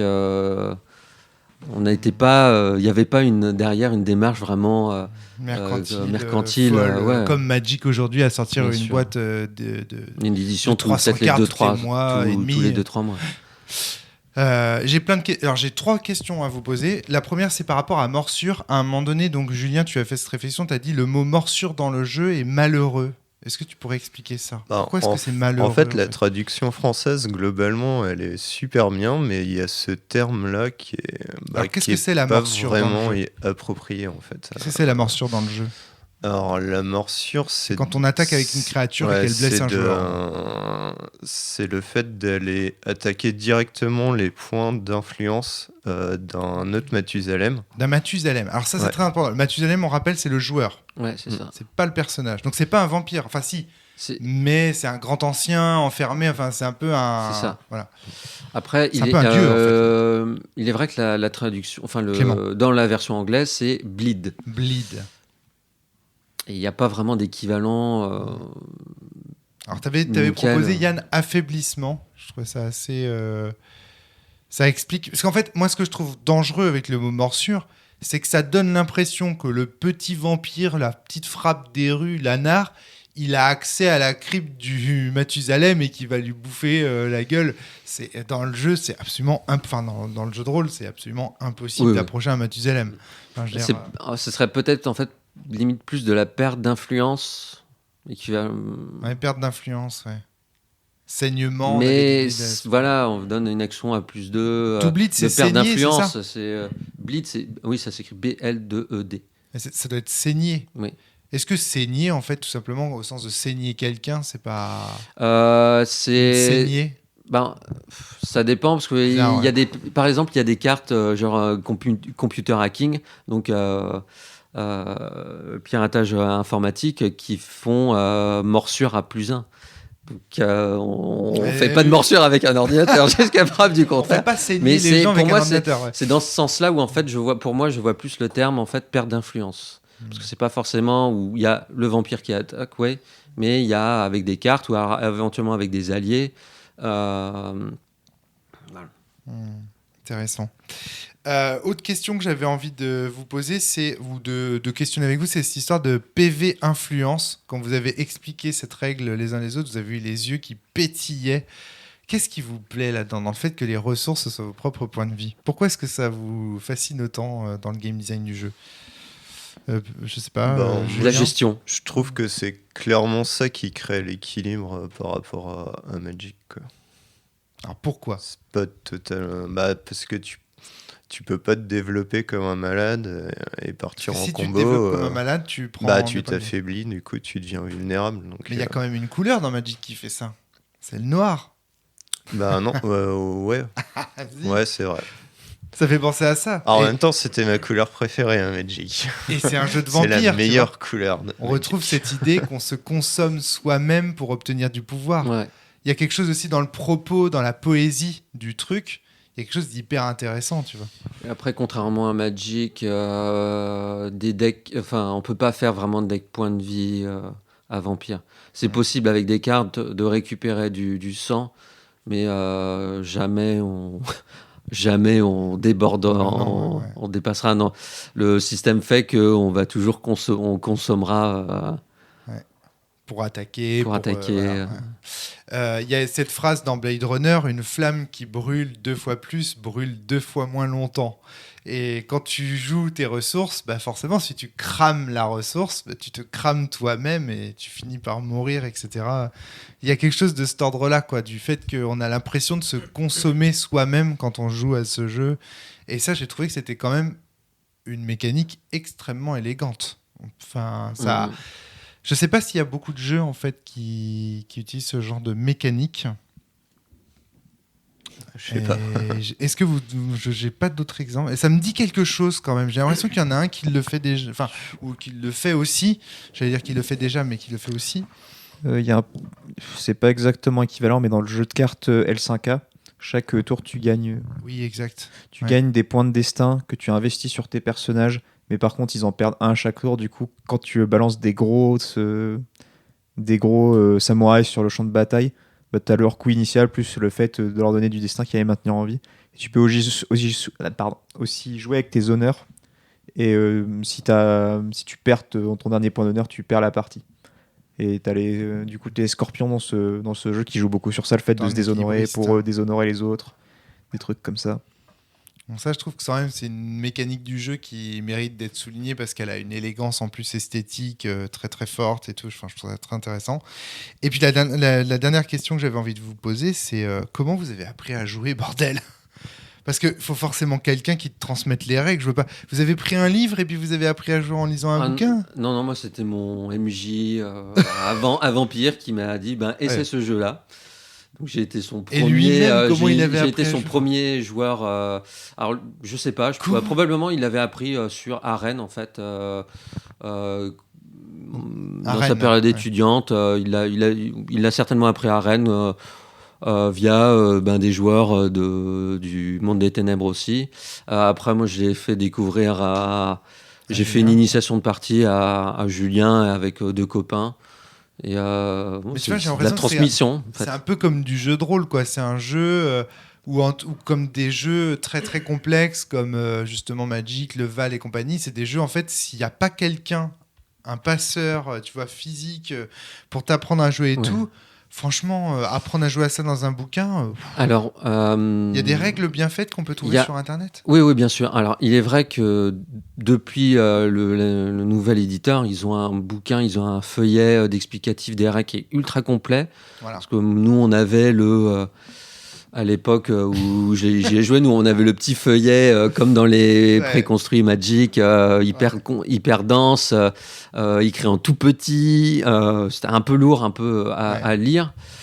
Mais là, non, le feuillet explicatif de règles qu'ils ont, il est vraiment, il est bien foutu. Et en plus, il est gratos. Tu peux le télécharger sur leur site dans toutes les langues. Dans toutes les langues où ils l'ont traduit. Ça, il va falloir que vous me donniez le lien pour que je puisse le partager avec ce podcast, ce serait pas mal.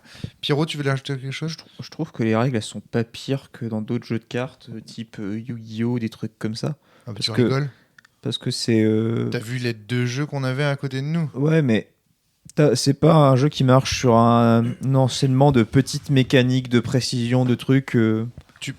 Ben si, le combat c'est ça. Oui, mais oui, mais tu enlèves le combat qui est une phase plutôt marginale dans le jeu. Le fait de jouer des cartes, qui vont elles-mêmes jouer des cartes, déjà c'est extrêmement compliqué à expliquer en termes de règles. Le fait le vote. Les 2 mots, je trouve que c'est les mots-clés, les combats le plus dur à appréhender dans le jeu, puis après ça roule, quoi. Non mais tu vois, dans la plupart des jeux, par exemple, il y a une mécanique de vote, il y a un chiffre sur la carte. Il y a écrit, cette carte vaut 2 votes.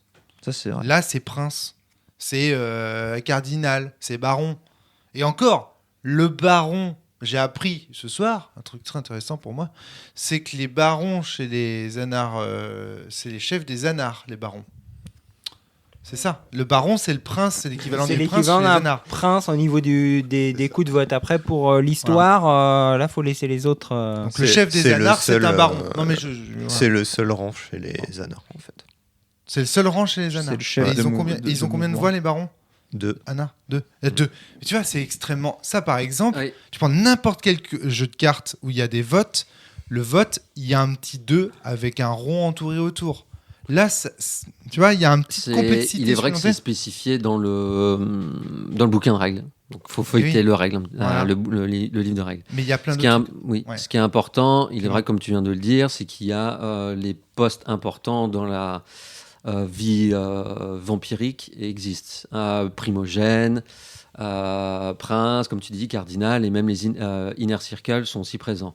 Donc il y a les évêques, les bishops, l'archibishop, cardinaux. Il y a aussi les priscus dans le sabbat. Il y a les régents. Il y a les régents. Il y a les justicars. Il y a les justicars. En fait, il y en a une palanquée. Et il y a aussi, ils avaient fait une édition sur les royaumes d'ébène. Donc il y a aussi la présence de l'Aibon, les lignées du coup africaines qui sont aussi présentes dans l'édition qu'ils ont fait. Donc il y a d'autre part, les dessins, les illustrations sur les cartes ne rendent pas le jeu si accessible qu'un jeu comme Magic. Tu vois, dans Magic, un éléphant, il a une tête d'éléphant, tu sais que c'est un éléphant.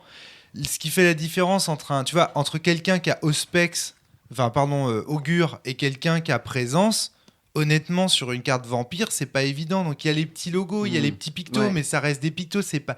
Tu vois, donc ce que je veux dire, c'est qu'il y a un coup d'entrée quand même visuel, en termes de mécanique, en termes de mots-clés, en termes d'un...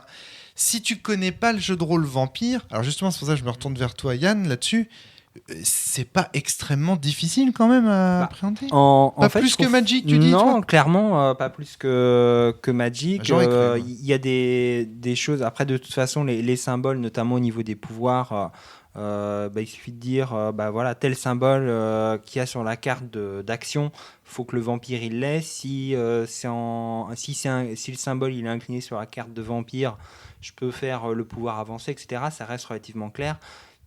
Il y a peut-être quelques éléments qui sont un peu obscurs, notamment le fait que les votes soient pas, le nombre de votes soit pas noté. Mais bon, si on va par là, les couches à Magic, par exemple, pour ceux qui connaissent, c'est une horreur sans nom.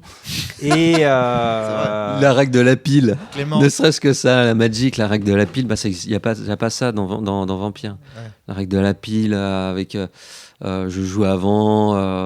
Mais alors attention, moi je connais la plupart des joueurs de Magic qui vont te dire que justement c'est la richesse de Magic, la pile. C'est ce qui fait que le jeu il est complètement gueudin. C'est que cette histoire. Avec des règles aussi qui niquent la règle de la pile aussi, oui, avec le flash, la capacité flash. C'est pas flash, c'est.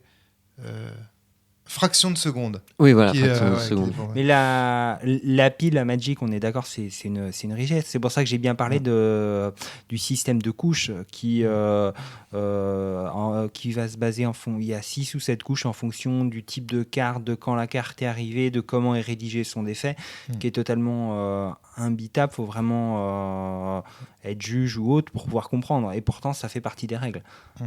Donc, à partir du moment où un jeu a de la profondeur, il y a nécessairement des points qui peuvent être obscurs.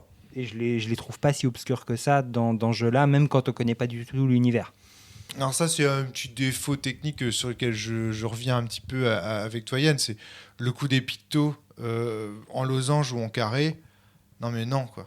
Ça, non, quoi. Enfin, je veux dire, tu fais un rond et un carré. Mais tu fais pas... Parce que quand une carte est engagée, le losange, ça devient un carré. Donc, faut être malin, tu vois. C'est-à-dire que losange carré, quand tu dois engager tes cartes, c'est compliqué. Je disais, j'encule des mouches. Mais quand même, c'est un petit peu... Moi, en tout cas, je peux te dire que ça m'a perdu. Hein. Et plusieurs fois avec Elena et mes Ventrou, là, j'étais un peu perdu sur est-ce qu'ils ont en priorité, etc. Bon, ça allait, hein, c'était pas dramatique. Mais bon, je trouve ça rigolo, quoi. Le coup du carré et du losange, alors qu'on engage la carte. Il y a peut-être un truc à faire, là, quand même, les gars. C'est pas très mal. Hein. C'est vrai que j'ai capté la distinction qu'après que les losanges, j'étais en mode avancé, j'étais en mode putain, mais je suis trop con. Mais ça, c'est sympa quand même, le fait qu'il y ait des caracs en avancée et que du coup, les cartes fassent des effets. C'est-à-dire que le fait de jouer avec tel ou tel vampire qui est plus maître de la discipline, ça fasse des effets différents. Par contre, là aussi, c'est pareil.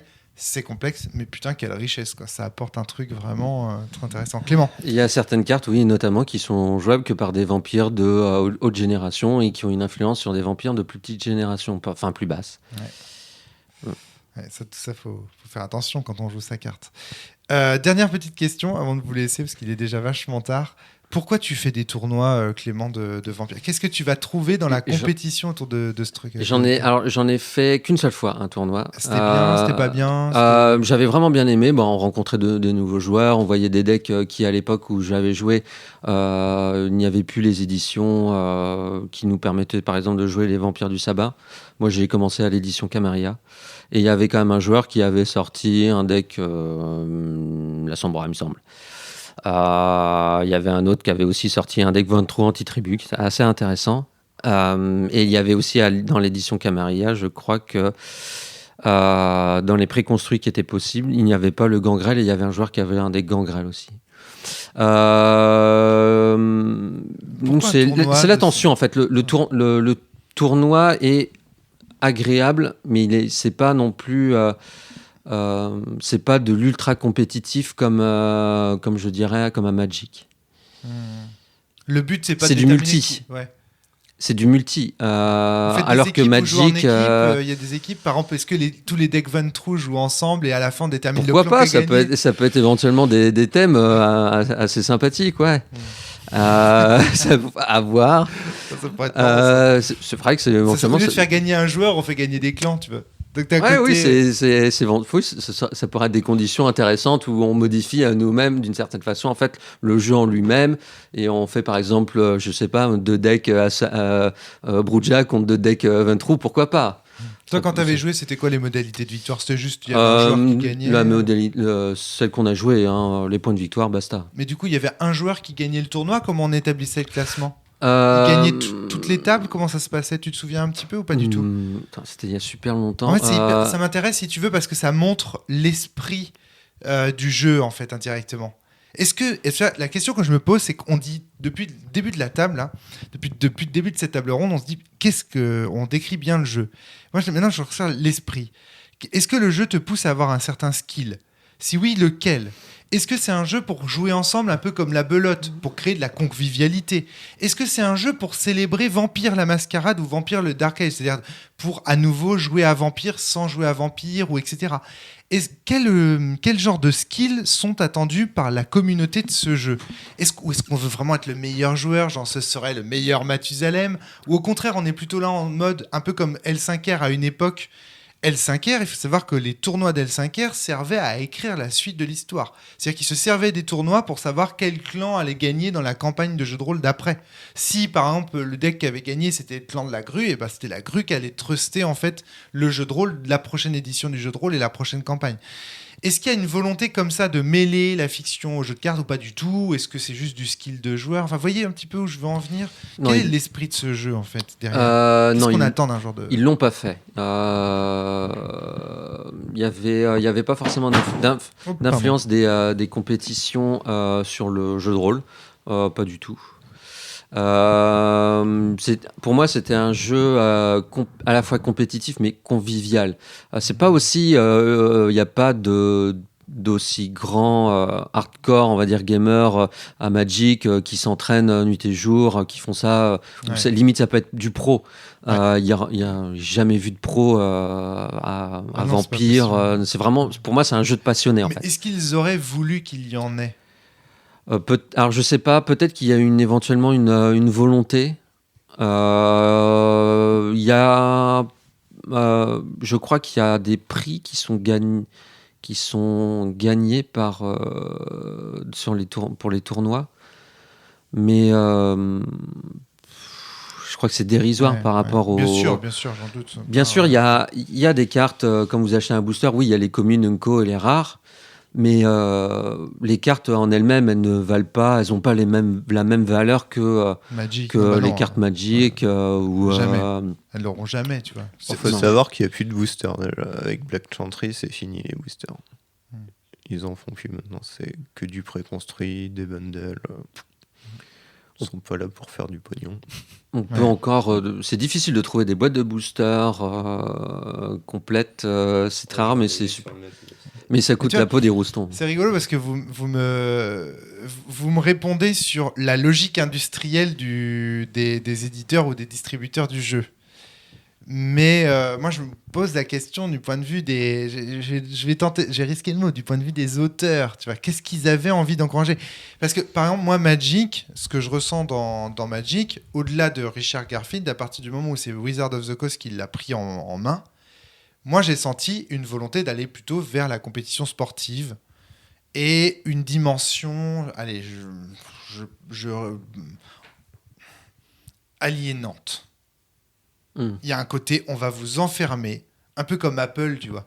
On va vous enfermer dans un dispositif qui va faire que vous allez consommer Magic, vous allez vivre Magic, vous allez jouer Magic, tu vois, on va t'enfermer dans un espèce de monde, machin. Est-ce que Vampire n'a pas été pensé un peu plus émancipateur, un peu plus, on va vous amener vers le jeu de rôle Vampire, peut-être éventuellement. On va aller capter des joueurs qui jouent à Magic et on va les ramener vers peut-être des choses plus imaginaires, peut-être des choses plus collectives, peut-être une dimension justement dans la diplomatie, peut-être ramener des gens au jeu de société. Une vitrine sur le soit de plaire éventuellement, de proposer éventuellement un nouveau système de jeu à des joueurs de Magic, de leur montrer un nouveau style de jeu et éventuellement peut-être les amener au jeu de rôle, probablement. Les ramener au social. Parce qu'en fait, le problème de Magic, malgré tout, a été créé par un mathématicien et il y a une dimension, on se mesure la quéquette cérébrale du cerveau, du calcul, du machin. Il y a un côté, tu vois, dans Magic, il y a un côté un peu compète, tu vois... Un peu, Clément, tu disais quoi ? Je t'ai pas entendu. Ah oui, de calcul. Il n'y a pas de. Vampire, j'ai pas l'impression que ce soit l'objectif. Tu vois, c'est pas du calcul, c'est du social. On discute. Tu vois, on regrette quand un joueur perd. C'est incroyable. On est malheureux quand un joueur perd. C'est parce que Julien, c'est un très bon joueur, un très bon joueur agréable. C'est pas du tout. Ah oui, mais justement, est-ce que c'est pas la cible de Vampire ? Mais juste, alors là, ce que tu viens de dire, c'est hyper intéressant. Probablement, ouais. Oui. Ouais. Tu vois la question sous-jacente. Est-ce que l'esprit du jeu, justement, c'est pas une certaine forme de convivialité, d'échange entre les gens ? Est-ce que c'est pas un jeu finalement plus émancipateur, parce qu'on joue à plusieurs, parce que c'est un format en multijoueur et qui est pas en 1 contre 1, en duel, ça vaut rien. Parce que si un duel, un jeu, enfin une partie duel Vampire, celui qui blindera le plus fort, enfin qui fera les morsures plus fort, c'est celui qui va défoncer le joueur. Il n'y aura pas d'équilibre en fait, de possible. Alors qu'en multijoueur, c'est un jeu qui permet de l'équilibre et donc qui permet les interactions sociales, comme on a pu voir dans la partie, un équilibre. Et donc du coup, pour moi, le côté en fait compétition est moins présent parce qu'il y a de la diplomatie. La recherche de l'équilibre. Mais en même temps, c'est un équilibre de la terreur dans Vampire, parce qu'on joue des gens qui se bouffent les uns les autres, donc... Tu vois, c'est pas non plus un équilibre sain où tu vois, il n'y a pas non plus de ce côté. Non, Yann, la durée de la partie aussi rend le jeu, je pense, beaucoup plus social. Ouais. Là, on était sur une partie qui était de 2h30. Elle aurait pu pousser jusqu'à 3h. Bon, si on avait tous mieux connu les règles, peut-être qu'on gagnait une demi-heure. Donc en fait, on fait une partie sur la soirée. Une soirée, c'est pas 2h, 2h30. Ça signifie qu'il y a de la discussion avant, de la discussion après. Là où un jeu comme Magic ou Yu-Gi-Oh, c'est des parties très courtes qu'on va pouvoir enchaîner et qui vont vraiment s'adapter à du tournoi et de la partie à la chaîne. Là, c'est vraiment une partie qui va être sur la soirée, sur l'après-midi, et puis à côté, on fait autre chose, on discute, on boit un coup. Non, mais alors là, Yu-Gi-Oh, par exemple, on en parlait avec Pierre, mais alors, je te donne mon avis sur Yu-Gi-Oh, Pierre. Moi, Pierre, je trouve que c'est un jeu aliénant, Yu-Gi-Oh. C'est un jeu où tu joues une machine. C'est-à-dire qu'en fait, en gros, ton deck est une machine. C'est même plus du calcul, ça joue tout seul, quoi. Les cartes, elles ont des effets qui entraînent d'autres effets. C'est que du trigger. Donc, du coup, tout se déclenche, mais le terme même de déclenchement crée une espèce de mécanique de jeu de domino qui s'effondre. Et en fait, tu vois ton jeu qui joue tout seul, presque, etc. Vampire, c'est pas du tout ça. On voit bien qu'il y a toute une dynamique humaine là-dedans qui rentre en ligne de compte. Surtout si je peux donner mon avis sur la partie. Alors, je sais pas si c'est conditionné par le côté que j'étais un néophyte, mais j'en avais rien à foutre de savoir si j'allais gagner ou pas la partie. Exactement. Ah, mais ça, voilà. Ça, c'est la preuve qu'on est bien dans un jeu, tu vois, Alors que- social. Tu vois, Alors pas que de tout ce compète. qui est Yu-Gi-Oh! Et des trucs comme ça, mais moi, ça me rend toxique ces jeux. Tu sais, je suis là, putain, j'ai envie de Ouais. gagner. Là. Et quand je me prends un contre, ça m'énerve parce que. Tout à l'heure, je te disais, Magic en diplomatique, ça me rend mauvais joueur. Ce jeu, par exemple, Vampires The Eternal Struggle, il y a très peu de chances que ça me rende mauvais joueur. La seule chose qui pourrait m'arriver, c'est d'être un peu aigri parce que, typiquement comme Clément, je perds le premier à cause d'une erreur de lecture de quelqu'un ou d'un débutant, par exemple, qui me dégage et du coup, je me dis, merde, je vais me faire chier le reste de la soirée. Bah, Ça me ferait oui et non, chier. mais après, il y avait bien évidemment, il y avait aussi une erreur de stratégie où je m'étais un petit peu dépoilé, quoi, et puis ça a profité. Mais bien sûr, il y a le côté, ouais, je me suis fait sortir assez tôt, mais c'est pas. Enfin, au bout d'un moment, ça passe, quoi. On s'en fout, c'est pas grave. Et puis, du coup, on continue la partie en regardant, en expliquant les règles aux néophytes, ou et puis même en influant aussi un petit peu, alors que même je suis Parce mort, qu'on mais je préfère continue tel clan que Voilà. l'autre. Non, pas forcément. Ah non, pas une question de préférence de clan, surtout pas les Ventrums. Hein. Mais Mais juste, ça t'aurait fait plaisir que Jules, qui maîtrisait la partie, se fasse un peu rouler dans la boue à la fin. non, moi de toute façon, moi j'étais pro Nosfé. Ah oui, éventuellement. d'accord, ok. Donc, Non, ok. non, moi ça m'a pas forcément dérangé plus que ça, parce que de toute façon, oui, pour moi c'est un jeu multi, donc le multi c'est plus il y a forcément beaucoup plus de social, il y a beaucoup plus on s'amuse quand on prend du plaisir à jouer. C'est très intéressant. Alors- de voir. Alors qu'en 1 contre 1, il y a plus une dynamique de tuer, d'écraser son adversaire Là, peut-être. ce dont on est en train de parler, c'est de l'esprit du jeu, tu vois. C'est vraiment parce que Magic, c'est pas du tout l'esprit. Quand tu perds, t'es pas bon, tu sais, putain, j'ai payé mes bilans de 250 €, je perds, je suis dégoûté. Le nombre de joueurs de Magic, moi, quand je fais des tournois de Magic, c'est incroyable. La finale se déroule sans spectateurs. Moi, ça, je comprends pas. C'est-à-dire, en fait, en gros, on fait un tournoi, les deux meilleurs s'affrontent, personne ne regarde. Parce que tout le monde s'en fout, parce que tout ce qui compte, en fait, c'est qu'il a perdu. Et ça me rend triste. Tu prends un tournoi de Legacy et tout, il y a la finale, personne ne la regarde, je trouve ça malheureux. Et en fait, pourquoi ? Parce qu'en fait, les gens qui jouent à Magic, ils ont envie de gagner, ils s'en foutent du beau jeu. Après, peut-être qu'ils le regardent en jeu vidéo et tout, mais moi, en tout cas, c'est ce que j'ai observé. Encore une fois, je suis joueur de Magic, j'aime Magic, je fais des tournois de Magic. J'aurais été qualifié pour la Coupe de France s'il n'y avait pas eu le Covid. J'aime le répéter parce que c'est un joueur de Magic qui vous le dit, quoi. Je trouve qu'il y a quand même un petit problème là, tu vois, dans Magic. C'est un jeu aliénant, c'est un jeu qui nécessite d'avoir beaucoup d'argent, donc il y a un investissement financier. Donc quand tu perds aussi de l'argent. Enfin, en tout cas, tu as investi dans un truc qui te fait pas plaisir et qui te fait pas gagner. Ouais, et puis tu peux perdre une partie de Magic, ne serait-ce que parce que tu fais une mort à cause de terrain, parce que tu pioches pas de terrain, ça te frustre. Ça, c'est un truc qui existe pas à Magic, parce que tu dépends pas de Vampire, tu veux dire. Ça existe à pas à Vampire, parce que ouais, tu ouais. dépends pas de terrain, ne serait-ce que ça. Ouais. Pour moi, une c'est un piste jeu aléatoire. qui occasionne beaucoup moins de frustration, parce que ou alors t'as pioché de la merde, et dans un système à Magic, si tu t'as pioché de la merde au début, c'est difficile de se relancer. Ouais. Mais c'est. Voilà, en tout cas, voilà, il y a une différence d'esprit notable entre les deux jeux et je trouve que c'était intéressant d'en discuter et de le souligner. Pierrot. Et rien qu'en termes dans le design des cartes, il n'y a pas de carte qui te permet de faire des contres infinis contre ton adversaire. C'est très rare. Enfin, tu vois, quand tu te prends un contre, t'es pas frustré, alors que dans Magic ou Yu-Gi-Oh, t'as l'impression de perdre la partie parce que le hasard avait décidé que c'est comme ça, que l'autre il avait ses 3 contres et toi t'étais foutu. Et aussi parce que tu pioches beaucoup de cartes dans Vampire. Ouais, les fameuses parties jouées d'avance, comme disait Darky, quoi. Ouais. Eh bien, merci beaucoup, Yann. Merci beaucoup. Putain, mais là, ton prénom m'échappe. Je suis complètement fatigué. Clément. Merci beaucoup, Clément. Merci à tout le monde. Merci. Oh là, ça y est, là, je déconnecte complètement. Je suis fatigué. Là, il est tard. Je sais pas quelle heure il est. Là. Il est quelle heure là, juste pour info? Il n'est pas 2h. Et il doit être 2h du mat, un truc comme ça. Bon, on est trop fou de parler de vampires pendant la nuit comme ça. C'est roleplay en fait.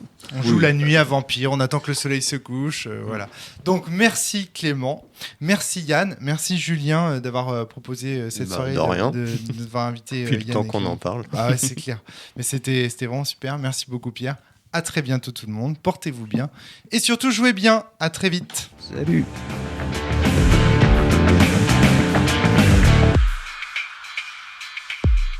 Voilà, c'était le podcast de la cellule.